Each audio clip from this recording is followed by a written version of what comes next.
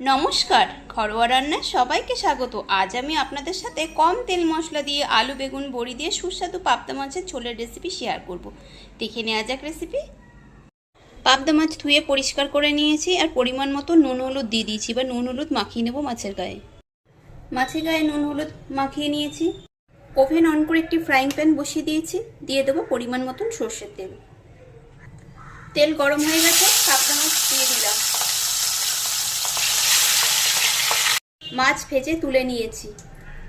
দিয়ে দেবো কয়েকটা বড়ি। বড়িগুলোকে একটু ভেজে তুলে নেব।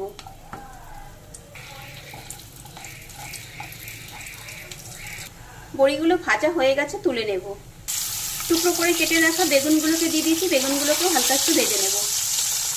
বেগুনগুলো ভাজা হয়ে গেছে, তুলে নেব। এবার টুকরো করে কেটে রাখা আলু দিয়ে দিয়েছি। দিলাম পরিমাণ মতো নুন। আলুটা একটু ভেজে নেব। এবার ওই তেলেই সাদা জিরে ফোড়ন দিয়ে দিচ্ছি। ফোড়নটা ভাজা হয়ে গেছে, এবার অল্প একটু জল দিয়ে দেবো। দিয়ে দেব জিরে গুঁড়ো 1 চামচ, লঙ্কার গুঁড়ো ঝাল যে যার স্বাদ মতন দেবেন, ধনে গুঁড়ো অল্প একটু দেব, কাশ্মীরি লঙ্কার গুঁড়ো, হলুদ গুঁড়ো, এগুলো সব পরিমাণ মতন দিয়ে দেব।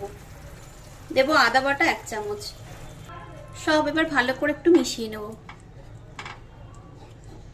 এবার দিয়ে দেবো ভেজে রাখা বড়িগুলো। এবার গ্যাসের ফ্লেম লোতে করে একটু ঢেকে রেখে দেব। তাহলে বড়ি আর আলু দুটোই সেদ্ধ হয়ে যাবে। কিছুক্ষণ পর ঢাকা খুলে দেখে নেব।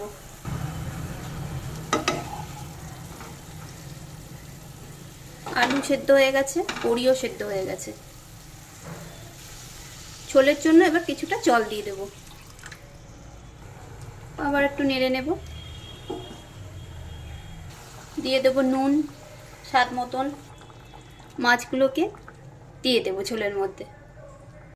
ভেজে রাখা বেগুনগুলোও দিয়ে দিয়েছি। এবার একটু ফুটিয়ে নেব। রেসিপি দেখে ভালো লাগলে লাইক ও কমেন্ট করার অনুরোধ রইল। আর নতুন বন্ধু হলে বন্ধু হয়ে পাশে থাকার অনুরোধ রইল। তৈরি হয়ে গেল আলু বেগুন বড়ি দিয়ে সুস্বাদু পাবদা মাছের ঝোল। প্লেটে সার্ভ করে নিয়েছি। এভাবে একবার আপনারাও বানিয়ে নেবেন। আশা করছি আপনাদেরও ভালো লাগবে। খুব শীঘ্রই দেখা হবে নতুন কোনো ভিডিওতে। সবাই ভালো থাকবেন।